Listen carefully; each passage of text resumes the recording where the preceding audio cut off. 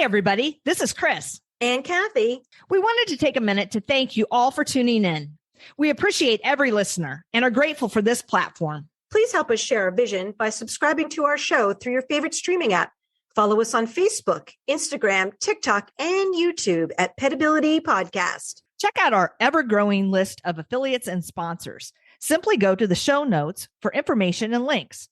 And be sure to use our promo code PETPOD22, that's PETPOD 22, on checkout to receive your discount from our affiliates. And now, here's a word from our sponsor. Hi, I'm Alon Landa, CEO of MedcoVet, and I'm a proud sponsor of Petability. We decided to partner with Chris and Kathy because, like them, we want to empower all pet owners who are trying to do the most for their pets. At MedcoVet, we specialize in advanced home laser therapy for pets. Laser therapy is a safe and effective treatment for common conditions like arthritis and wounds, and it relieves pain for most conditions caused by inflammation.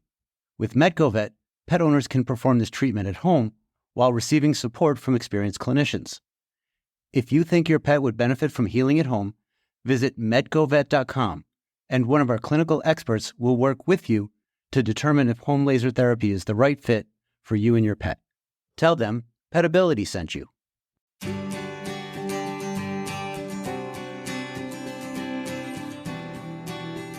There was a big need for the full limb prostheses devices, and it was a very good opportunity for modern day technology to kind of take hold of it.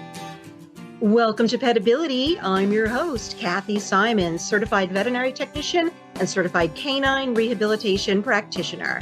And I'm your host, Chris Cranston, licensed physical therapist and small animal physical rehabilitationist.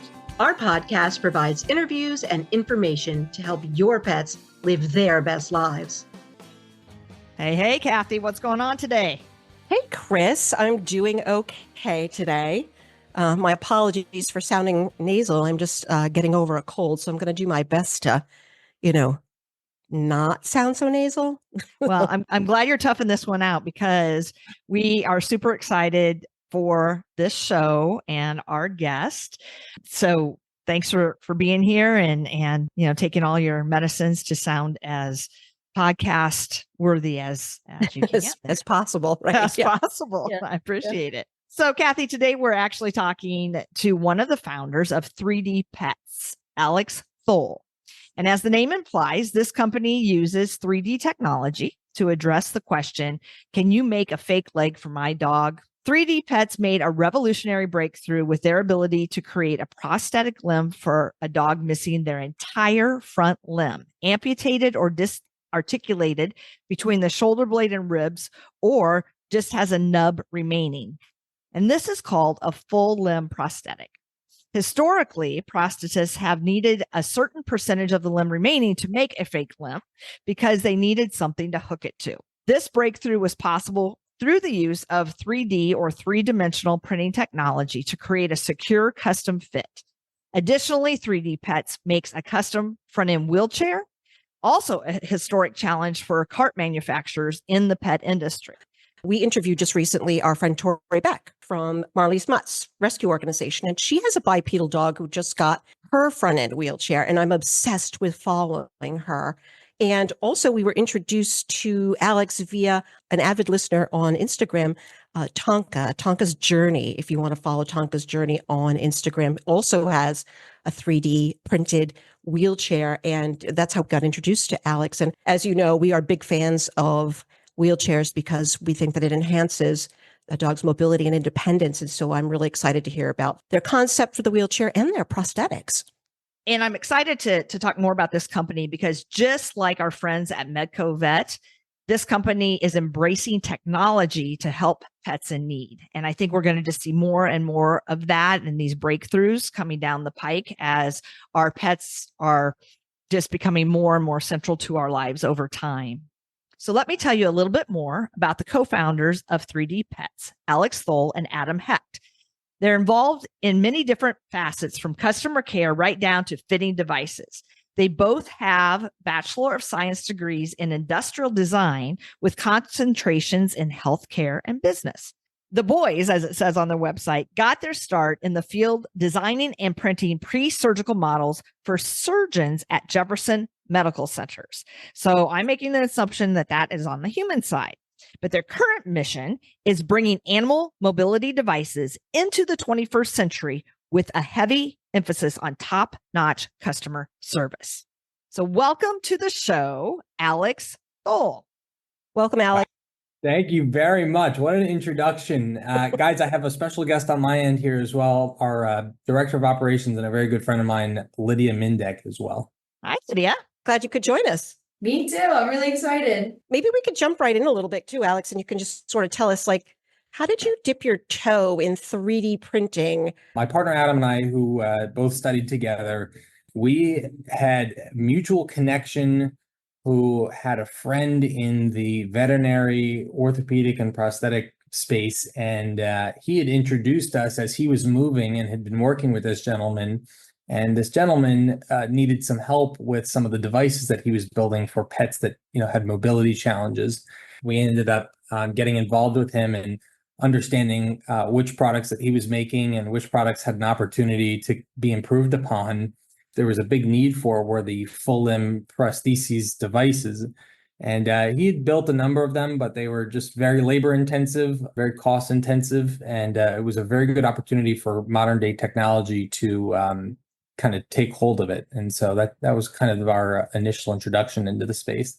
The possibility for 3D printing to me seems like it could be endless. And historically, it has been difficult to make prosthetic limbs for pets that have nothing, have no nub or have no scapula. It's been very difficult to replicate that, to get dogs to be able to have something that's really useful, a useful limb, right? And when I go to your website and I see these dogs walking around with their prosthetic limbs, not only do they look cool, but these dogs are really functional. So I'm really excited to hear more about that.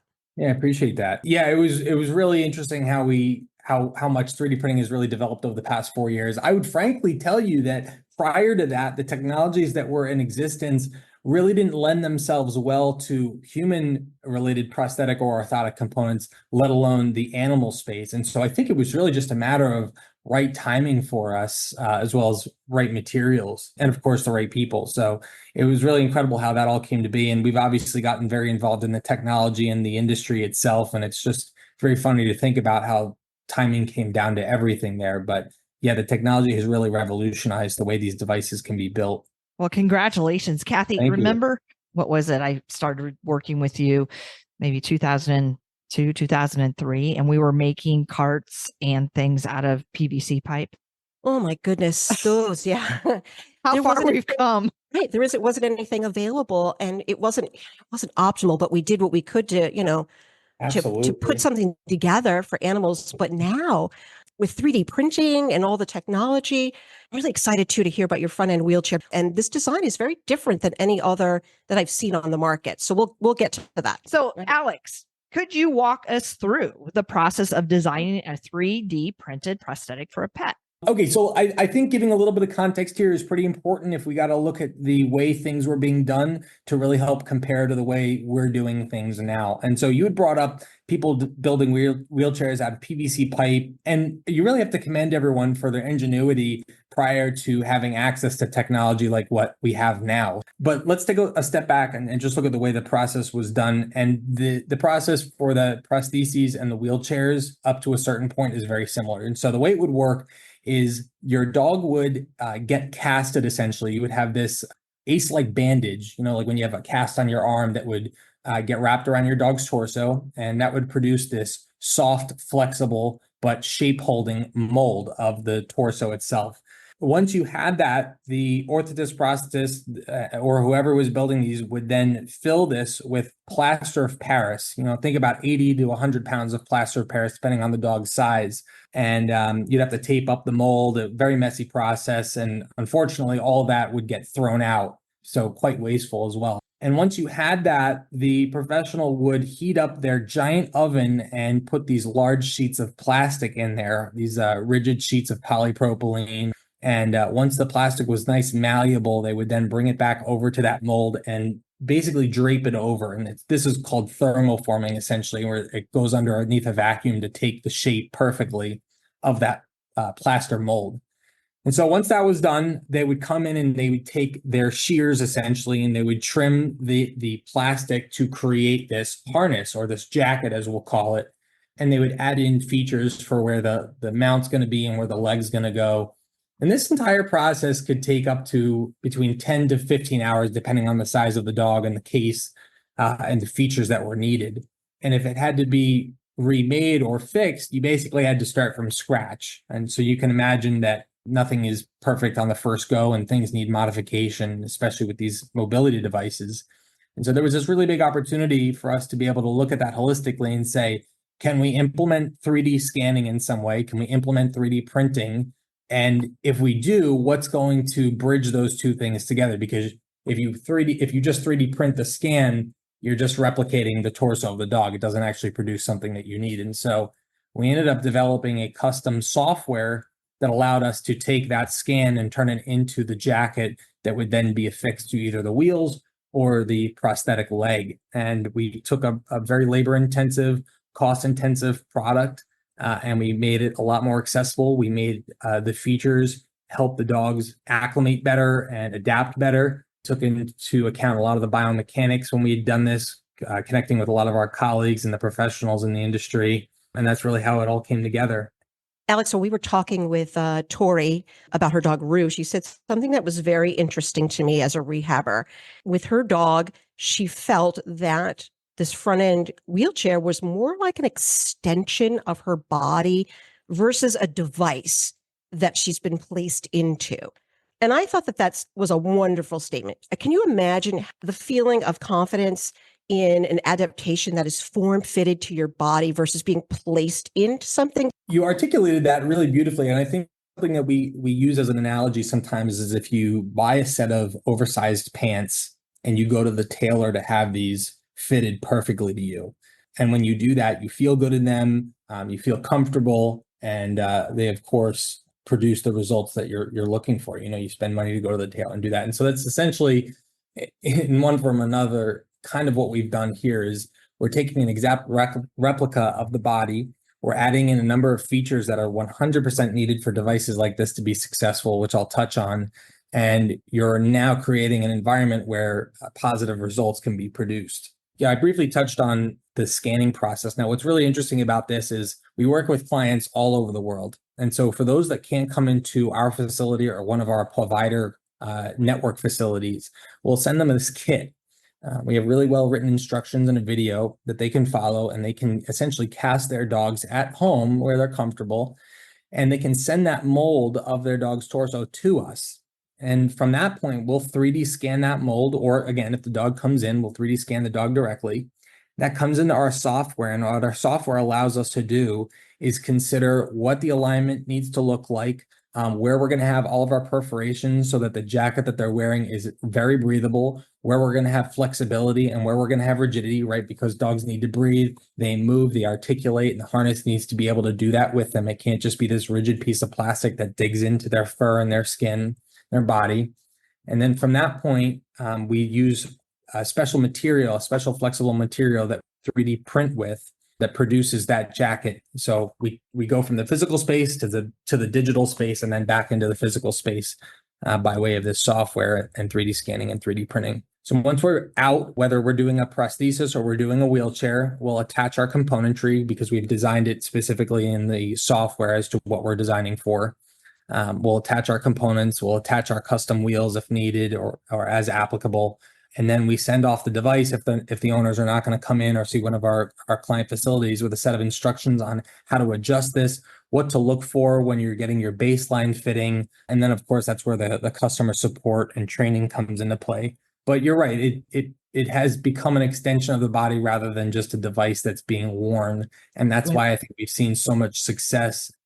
And because it's made to their body, just like you said, I think that you're going to allow for correct posture or relieve the possibility of pressure sores, because pressure sores it can be a big problem in animals that have prosthetics and or wheelchairs, or preventing that. I think in the better it fits, And the more comfortable it is, and the less rubbing we have, the less likely we're going to have something like a pressure sore. Let's elaborate on this a little bit. So the big difference between us and some of the existing companies that are out there is that we're not using this exoskeletal type setup where you've got this metal frame that surrounds the dog and then they're kind of slung into a harness. We have this custom fit jacket, which all of our componentry stems from.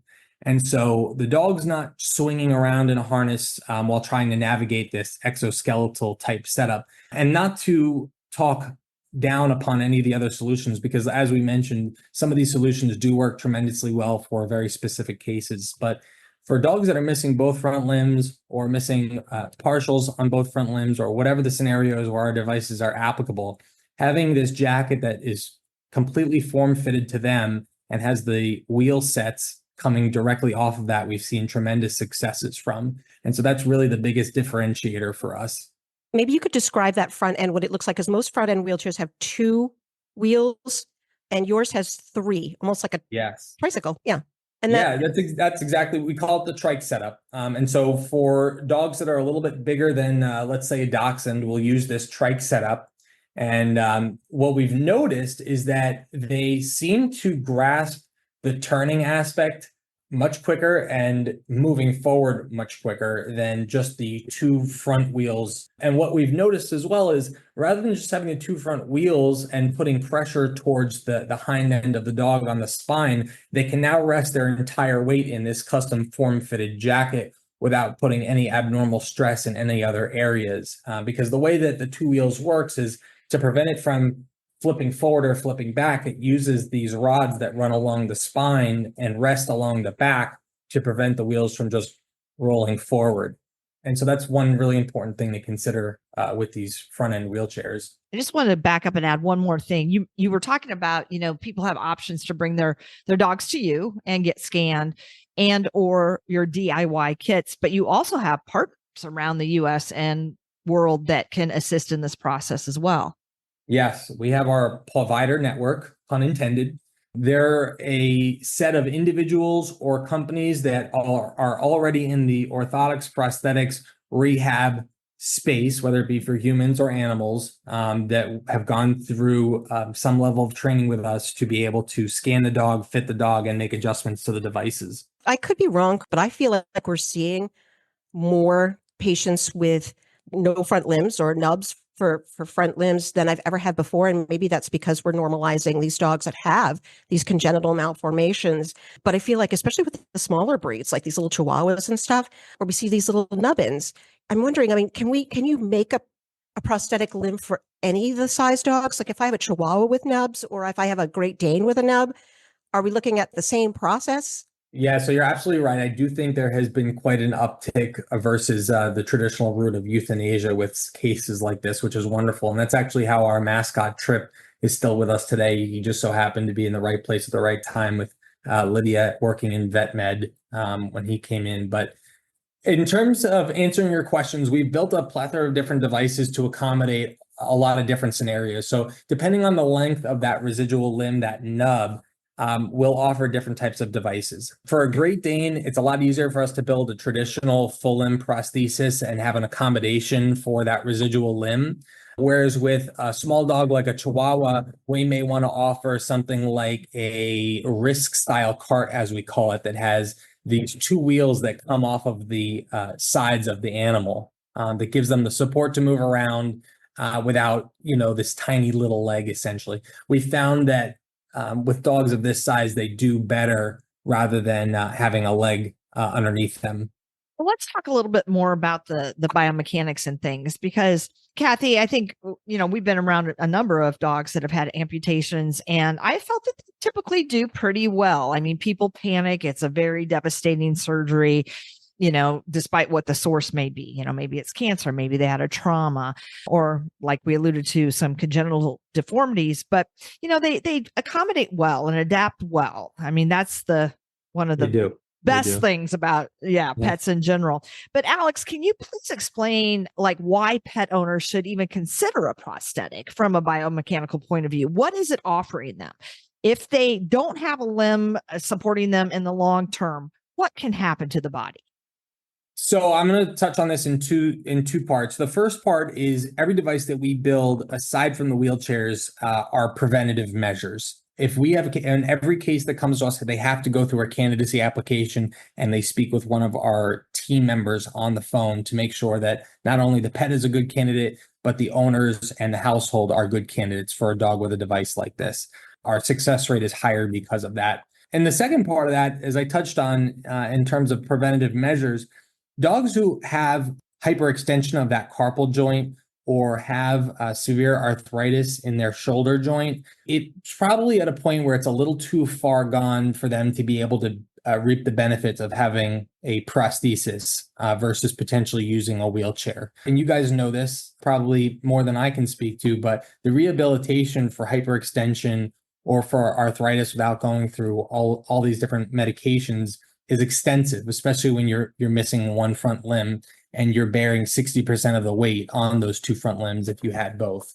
So there's a really important lesson to be had, and we do a lot of educating where getting a device earlier rather than later is much more important, because there's this preconceived notion that I'll get a device when my dog has a hard time walking. I think I read somewhere on your website that you were talking about the candidacy, and so it's important that you know the condition and the diagnosis, that the pet's in, and their current mobility status, because Yes. I've had that experience with trying to just get a pet to adopt to a cart. And if Sure. they're so deconditioned and they don't Yes, have, mobility, that's so much harder. So I agree with you Absolutely. that there's that critical window where, Yes. things are better. And then information about the pet's home life as well. So, you're finding great candidates and such. And then once they do qualify and you make, in this case, we'll say the front limb prosthesis, I just think it's really, really important that folks understand that through the adaptation of not having a leg, they get final curvatures, like a scoliosis. Their posture, the top line will change and they could become hunchbacked or sway backed. A lot of neck issues and so forth by using their head to assist with, Oh my steering gosh, and yes. and popping up, right? So they'll lift their Yes, head yes. to elevate, their whole front end and get that leg forward, that remaining leg forward. And, you mentioned that 60% of their weight is placed on their front limbs, and that's when they have two. So it's 30-30. Take one away, and, you can only imagine how much force, is going to go through that remaining front limb. And they tend to sit back a little bit more too on their rear. So Oh again, yeah, the compensation that occurs, you're absolutely right. The compensation that occurs is much more dramatic than I think some people see. There's a lot of things that are going on internally that people may not notice from an external point of view. But yeah, there's a lot of compensation with the back two limbs as well in terms of their position, the spinal curvature, which you mentioned. And we talked about this a little bit earlier on. Some dogs adapt differently than others when it comes to becoming a tripod. For dogs that are born with three limbs, we see a little bit different of a result in terms of their mobility than dogs who undergo an amputation. And again, it all depends on what their care was like prior to that. Were they a very active dog prior to that, or were they a couch potato? Are the owners active with them? Do they have good training? And so there's so many factors that come into play, and that's really why we have to be very careful with our candidacy, is making sure that there's a lot of these parameters are met. Glad that you talk about their home life too, because I think that having a dog with a prosthetic or a wheelchair is a bit of a lifestyle.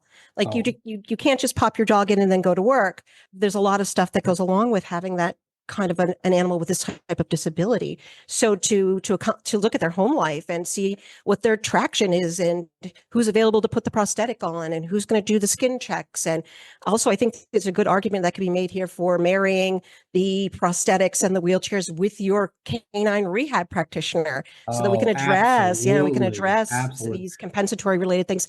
And Chris and I have talked about this before with wheelchairs. We think, there's a sweet spot. You don't want to be behind the 8 ball, right? And be weak and be put into the wheelchair. We want to get you strong so you can use the wheelchair. And we want to keep you Yes. strong so you continue to use that wheelchair.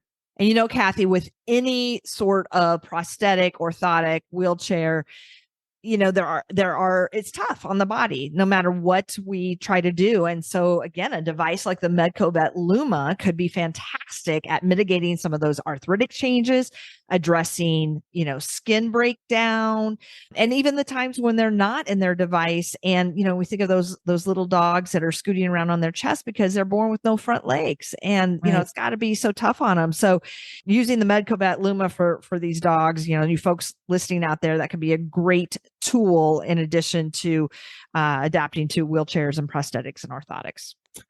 You guys bring up a phenomenal point that I can't believe I didn't mention, but everybody that we talk to that comes in for a device in one capacity or another, we ask if they've ever done rehabilitation with their pet. And a majority of the time, the answer is no. And whether it be, no, I just haven't looked into it, or no, I don't have anyone near me. What people don't realize is that they can use our devices in the water-based treadmill, unlike a lot of the other devices that are out on the market. People take our devices to the beach. They get flooded all the time, whether it's in pools, water, or what have you. But we encourage everyone who gets a device with us, whether it be the wheelchair, the full limb, to do rehabilitation. And you guys can speak to this a little bit better than I can, but the water treadmill amongst red light therapy and many other things can be tremendously beneficial. So I just want to switch gears a little bit. We've been talking about dogs, and I wanted to ask, are there other species that you're using 3D technology with? I saw, again, on the website, you and Adam hovering over a tortoise or a turtle, being very attentive. Can you talk about that? Are there differences? Yes, okay. Of course. So yes, the primary focus for us are the canines, but we do a lot of unique cases with a lot of unique animals. We did an elephant last year. We've done tortoises. We've done llamas, goats, ducks, down to turtles. I saw that you made headgear for a goat. Yeah, so one of our newest products, we've done this a number of years ago. We finally launched it. Are helmets for animals that have skull deformities, open fontanelle, what have you. And the beauty of this is the way it used to be done for the people that would do it is they would cast the animal's head, capture the shape of that entire skull, and then pull that mold off. Whereas with us, the animal can come into one of our providers or us and get their head scanned in a matter of minutes, and then have a custom breathable helmet printed for them. Yeah, important to minimize the stress. Absolutely. You're trying to protect the skull, and yet you have to wrap it in this, mold to capture it. So You'd be surprised how many ducks and chickens and geese I see that have like one limb for one reason or another. And to be a two-legged animal with one limb is not easy, especially when you're top heavy like a goose. So I think that these geese and chickens and so forth, they could be good candidates for prosthetic limbs. We have done a number of ducks, believe it or not. They're a lot of fun, but they, like we were talking about, they really do have to be domesticated in one sense or another. People have asked us if we can build devices for wild animals, and the answer is just flat out no. They have to have a level of care. They have to have someone who can help clean the device and take care of the torso or the amputation site or what have you. You'd be surprised how amenable ducks are to prosthetic limbs or feet. Like and they're all domestic. They're all people's pets. And once they realize that they can move or they have mobility, they take off. And so they're really pretty amenable to that sort of thing. At least the ducks I've worked with have been pretty amenable to things like prosthetics and so forth. As with us. But I did want to go back because I wanted to. You guys should reach out to Doug Mader because he's such a super nice guy. And we interviewed him, and he wrote the textbook on veterinary exotics, and he's done all kinds of crazy things, but he works closely with the turtle rescue in Florida, right, Kathy? Right. But remember in our interview with him, he talked about working with some students that developed a prosthetic flipper for the turtle. Oh yeah, that's right. I forgot about that. So I'm going to sing your praises a little bit because you've touched on these things, but I just want our audience to hear again what differentiates the 3D Pets prosthetics from others in the market, and what are the advantages that are offered with 3D printing. So here we go. Ready? Custom fit, flexible, breathable, durable, lightweight, water resistant, which you just mentioned, adjustable, modular. So I want to touch a little bit on that with, you've mentioned kind of adding a wheel, but I think there's other adaptive things that you can add. And the size, we talked about from, mini, like a 2-pound dog all the way up to, giant breed. And so accommodating not only different size dogs, but different species. So is there anything I missed? Yeah, the modularity for a second. Yeah. For dogs that are a little bit more or animals, say that, but specifically the canines that are a little bit more geriatric, we have wheel setups for them where they don't have to necessarily lift the leg off of the ground. They can have continuous weight bearing on that. And we've seen some good success with that. The dogs have to be the right candidate for it, but that's been a really cool addition. And you can swap that out between the foot and the wheel, depending on the age of the dog. And then something that we released, I don't know, about a year or two ago was the ski attachment. So we've got a number of dogs who have our devices with the ski attachment as well for the wintertime, which is super, super neat to see. That is so and by the way, I can't, Lydia just reminded me, I don't know how I missed this. We are the first company who builds these devices to offer a folding elbow for the 4-limb amputees. And so these dogs can now lay down with these devices on. Wow. Oh, That is impressive. Yes. We We launched it about a month ago, so it's very new, but we've had tremendous success. You heard it here first on Petability. That's right. This is Incredible, true. Alex, because that is one of the challenges It's a huge challenge. Is a huge challenge is that we don't have an articulating joint. It's difficult to lay down for these dogs. Brilliant. Kudos. Thank you. Absolutely. Yeah, it's been so neat to watch them. And Lydia, I think maybe if you want to jump in and tell us a little bit about your experience with Trip and how he never really got comfortable. Like he would sit for a little bit and then stand and sit and then stand. And now he lays down all the time with the device on. So Trip was born out of a bad breeding situation with a condition called ectrodactyly, which essentially just means that he's got too many toes in all the wrong places. And his right forelimb was underdeveloped. So essentially he only developed up to his elbow and then had like one little toe there. So we decided it would be best for him to undergo a full limb amputation of that limb at 4 months old. And so because of that, he's always really known life on 3 legs, but he wasn't really ever able to keep up with my other dogs or do things that he should be able to do, like play fetch, which is his absolute favorite activity. So we decided to pursue a prosthesis for him. And now he can do all of that and more, but along with those activities comes rest. And before he got his folding elbow, it was always kind of a struggle to get him to really relax and take a break. And now he's able to go so much longer and do so many other things because he can have those built-in breaks. He can take 5 minutes and take a breather.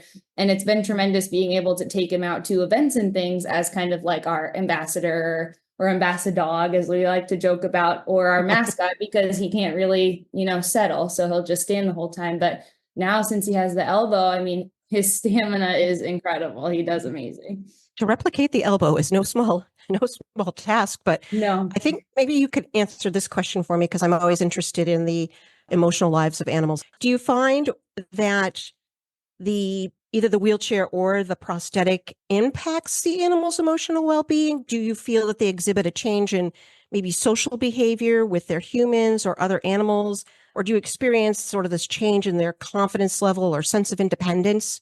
Absolutely. I mean, we see a lot of these dogs come in, particularly the dogs, like you mentioned earlier, Chihuahuas or other smaller breeds that are born without their 4 limbs who just can't get around. They have to be so careful. They're just landing on their chest. It's terrible impact. They have all kinds of abrasions and they don't really have anything that can protect them from that. And so as a result, they can't really do anything. They're totally dependent on their owner carrying them around and feeding them and catering to their every need. And we've seen dogs. I foster a lot of dogs. And so one dog that I had recently was named Stevie. And he was a case like this where he would have to be picked up and carried and have everything done for him. But as soon as he got his cart, we had to chase him down the street. I mean, he was so excited to be able to keep up with the rest of the dogs that are running around. So I definitely see a difference in their in an emotional capacity as well as a physical capacity. It's nothing better to me than to see that spark in the dog's eye when they're like, I can move without fear. I can move without fear. It doesn't hurt. It doesn't hurt and I can go. So to me, my experience is, largely been positive with prosthetics and the wheelchairs. But I'm wondering with this particular type of prosthetic and wheelchair, is there an adjustment period for these dogs? Like, how do you acclimate them to using the devices? Yeah, so we tell everybody, and we stress this a lot, that it's different with every dog because you can't really communicate directly to them. Like, it's really hard to convince a dog to wear these devices sometimes because you can't say, like, this is good for you, this is going to help you, you're going to be able to keep up with all the rest of the dogs. You kind of have to prove it to them. And depending on the dog, that can take a lot of time. You mentioned earlier that some of these dogs come from traumatic situations. And so because of that, they don't have a lot of trust. And so you're strapping this apparatus to them and asking them to trust it and you. And that's a big ask on a creature that you can't really communicate with in the same language. So we see dogs that come into our office and they take to it right away. They'll start taking steps. They'll start placing the foot well. They'll start moving forward and they just kind of grow from there. And then we see dogs where we put just the jacket portion on and they freeze. And so there's definitely a learning period and it can be different for every dog, but we really just emphasize, how important it is to be patient. And this is really Alex's spiel. He likes to talk about the training, but The positive reinforcement, right? it's key. Once I put that device on, or once I put you in your wheelchair, it's the greatest thing I've ever seen. Right. And you're going to get a lot of praise and a lot of reward. And I promise these animals that when they go out in public, people are going to think they're really cute and you're going to get extra. Yeah. You're going to get extra They attention. get extra snacks. Extra, but I think they quickly make the association between two things. Having the prosthetic put on or the wheelchair put on equals something good. Something good is about to happen. We're going to go Yes, for a walk, or I'm going to get a absolutely. cookie, or I'm going to get praise, and people are going to tell me how great I am. And so I think that they can very quickly learn to make the association between two things. And conversely, I think what the owner's reaction is can translate to the pet. If the owner feels that there's Absolutely. something to worry about, I think the pet will also think there's something to worry about. So there's a lot to be said for the intelligence of these animals and their ability to adapt to these devices, but also their ability to put two things together. One thing equals another. Right? Yes, very true. We're also training the owners in one respect or another. And this goes for dog training in general. We have to remind these people that they have to be patient, they have to be persistent, and they really have to take the time to or have their animal reap the rewards of this. And this is another reason why we do these candidacy calls, is because you get a very good sense of the type of care that the animals have, what their history and their past is like, what their present is like, which can really help us figure out how well they're going to adapt, how long it might take to answer some of these questions. That's one of the biggest ones we get is, will my dog adapt to this, and how long does it take? And that's really the reason that we get into these questions, is to kind of help figure that out. Are you even going to be able to help this animal adapt to a device like this? Are you going to be able to be persistent and consistent with it? And did your dog come from a bad home where he was beat and abused, or did he just come from a regular breeder and he dealt with osteosarcoma? All those factors come together to determine what those outcomes look like. I think that's fantastic that, as I'll just say the engineer, of this device is so in touch, all of you, your team, with the emotional needs of the people and their pets. So, well, cool. Frankly, that was one of the big issues that we saw, is that some of the other companies are willing to just sell the devices. And I get business, like, trust me, I get it. But at the end of the day, it hurts more when you're selling a number of devices that just never get used, versus being more selective with the clientele and the cases to know that you're going to have a higher success rate and that the animals will actually do well with it. Can you tell me about the engineering of the shock absorbing foot and wheels? Yes, of course. So I had mentioned that we were in the healthcare space prior to this. And one of the products that we had worked on was for a double above the knee amputee who lived in the UK. And he was a professional rock climber. After his amputation, he had served in the war, which was the cause of his limb loss. Wow. And so he was just an extremist. I mean, he did everything. He climbed some of the most incredible mountains, was part of these incredible groups. But the only thing on the market for him were called stubby feet. And they were basically these plank-like little platforms that had rubber on the bottom of them that went up to his socket, that went up to his hips. So the only thing taking any type of shock absorption were his hips as he was, climbing these rocks or bouncing around, what have you. So he had seen some of the work that we'd been doing online and reached out to us. And we had developed these shock absorbing tread changeable 3D printed feet for him that he could take when he was rock climbing or sand duning or whatever it was, and just be able to change out the treads, but still have all of that impact absorption that wouldn't eventually kill his hips. And so that's really what led into the shock absorbing feet and wheels for the animal devices. Yeah, when I looked at it online, it almost looks like bubble wrap inside. There's we call it a lattice pattern that makes Okay. up the interior of these feet. And so the lattice is designed to absorb the pressure in specific directions. It's a very technical talk of it. Well, yeah. And then you made me think of like honeycomb or something like that. Yes, spot on. Okay. Spot on.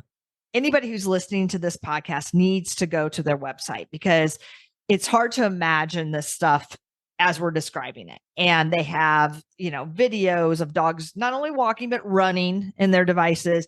And then like when it comes to the feet, this repetitive, pounding. And it reminds me of like when they test shoes, and you see like how long a, particular brand or type of shoe will last. So they do it, millions of times. That's what it looked like to me. But Yeah. so saying that, what is the average lifespan of these, 3D printed prosthetics and wheelchairs? I love this question. So, okay. So the short answer is they outlast the dog. For better or worse, they outlast the dog. Now, that being said, as with any good product, they go through iterations and revisions and changes. And we've had a number of cases whose dogs are pretty incredible users and like to torture these devices. And we've seen our fair share of failures from that repetitive torture, to the point that we've done a lot of modification and revisions to help improve and reduce those chances of that happening. But for the average user, if you will, they will typically outlive the dog. And what about modifications as dogs grow? You mentioned, Lydia, that, Trip had his amputation when he was 4 months, and now he's a big boy as a Rottie. So how does that happen? Do they have to get all new gear, or can it be stretched or modified in a certain way? Yeah, so what I didn't mention is Trip actually got his first device when he was around a year old, because we wanted him to be mostly full grown. We didn't really want to have the device grow with him, so to speak.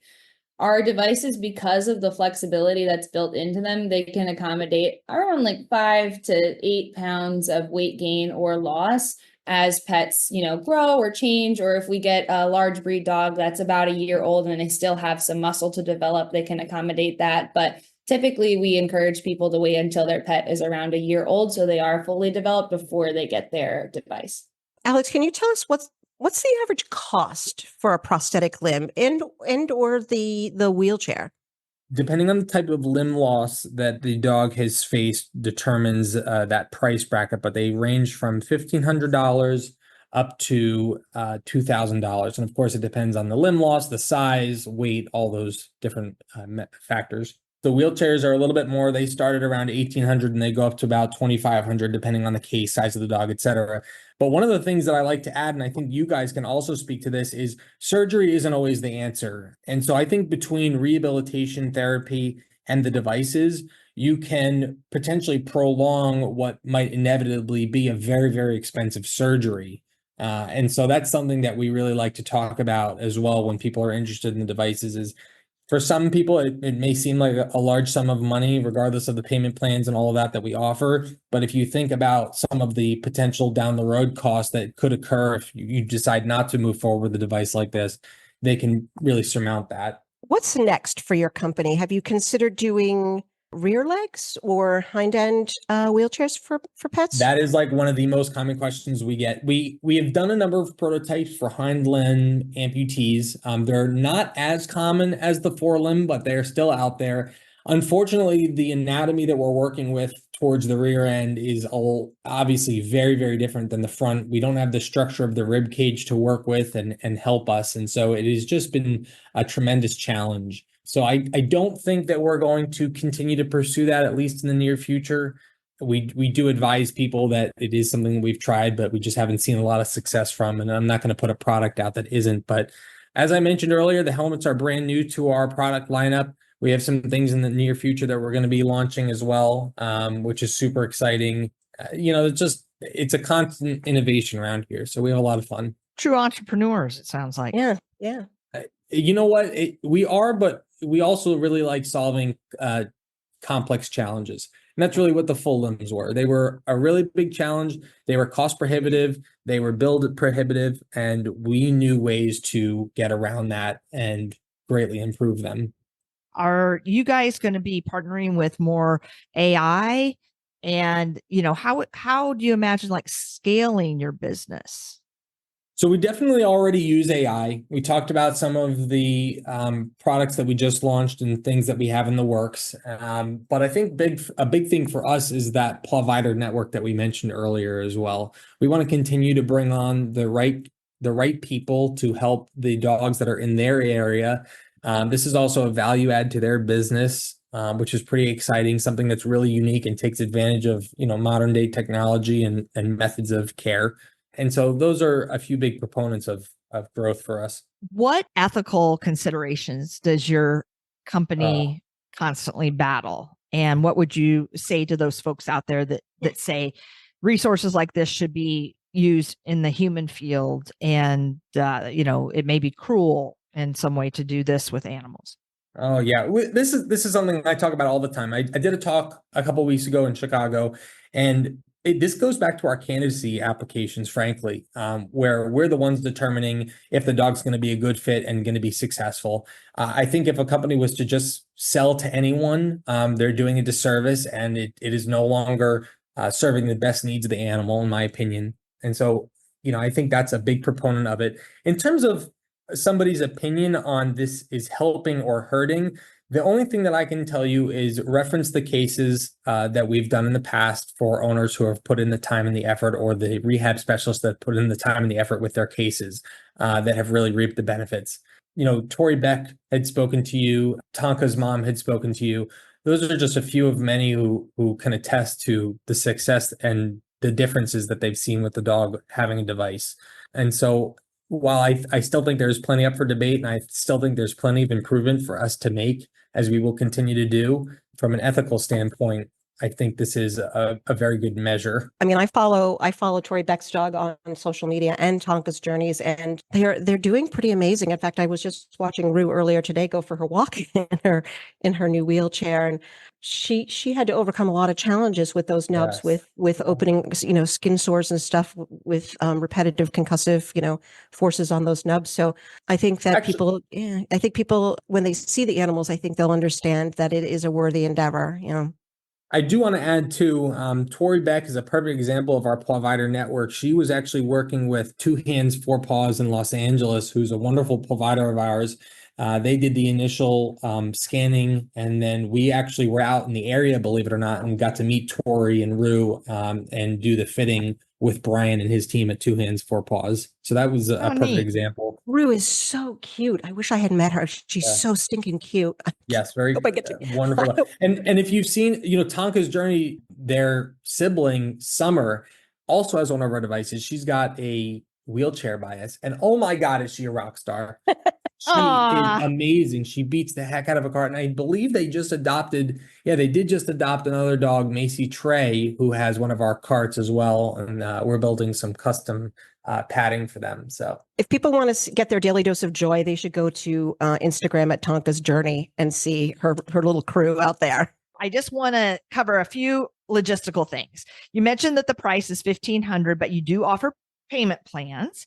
You have a fit guarantee, and I don't know if you want to elaborate on that, but your device warranty is 180 days, no questions asked. So obviously you believe, very much in your product. So we're a small team, and the warranty is not really set in stone in some instances or another. If somebody comes to us and they need help with a device, we will do what we can to help them. And that goes back to the customer service aspect that we talked about. The fit guarantee is really important. If we accept the mold or the scan of the dog and we send out the device and there's a fit issue, we will rebuild that. That is on us. So we guarantee that. And then, of course, if there's any breakdown, whether it be in the harness or anything like that, we warranty that, no questions asked. The feet and the wheels are kind of outside of that. They're like tires on a car. Based on the use of the animal and the device, you can see 6 months to a year, depending on how active they are. Trip, who beats the hell out of his device, he'll see maybe 3 months to 4 months out of it. Same with many others out there. And it didn't seem like those replacement parts were that expensive. No, so the feet are about $45. The wheels are about the same. The skis are about $150, but those don't really get replaced. So yeah, every modular component is relatively affordable. Awesome. How long has your company been around? So we've been doing this for about 5 years now. 3D Pets has officially been incorporated for 3. So you've done a lot in a short period of time. That's fantastic. And do you know, not that we want to turn folks onto, competitors or anything, but are you the only company that is using 3D technology, or are there others out there? For the full limbs, we are the only company out there. And if there are, we're not privy to them. They're not as well known per se as us. Sure. And just maybe clarifying too for people that don't know, we talked about the product. So it's a prosthetic, it's the wheelchairs. You don't do orthotics. We currently offer the helmets. I would wrap that under an orthotic type device. All right. So an orthotic is more like a brace or versus replacing something that's missing. Correct. Is how I define the prosthesis is a type of limb replacement, whereas an orthotic is a protective or helping measure.